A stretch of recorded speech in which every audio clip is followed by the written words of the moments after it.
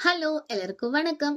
Basmati rice இல்லாம நம்ம வீட்ல இருக்க அரிசியை வச்சு டேஸ்டியான தேங்காய் பால் சாதம் எப்படி பண்றதுன்னு பார்க்கலாமா? நான் 1 kgக்கான மெஷர்மெண்ட் சொல்றேன். வாங்க வீடியோக்குள்ள போலாம். ஒரு அடிகனமான பாத்திரம் வச்சுட்டு 2 டீஸ்பூன் நெய் ஆட் பண்ணிக்கலாம். நிறையவும் நெய் ஆட் பண்ண வேணாம். அந்த தேங்காய் பால்லே ஃபேட் கண்டென்ட் அதிகமா இருக்கும். ஒரு மாதிரி திகட்டுற மாதிரி ஆகிடும்.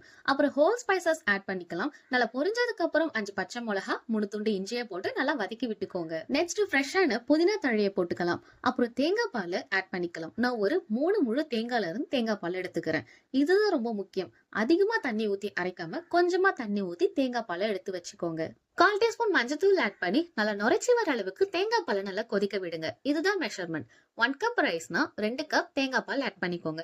நெக்ஸ்ட் வாஷ் பண்ணி வச்சிருக்க 1 kg நார்மல் ரைஸை போட்டு தேவையான அளவு சால்ட் ஆட் பண்ணி நல்லா மிக்ஸ் பண்ணி விட்டு மூடி போட்டு சாதம் ஒரு 50% வெந்து வர டைம்ல நம்ம தண்ணி சேர்க்காம அரைச்சு எடுத்த திக்கான தேங்காய் பால் 1 கப் ஆட் பண்ணிக்கோங்க.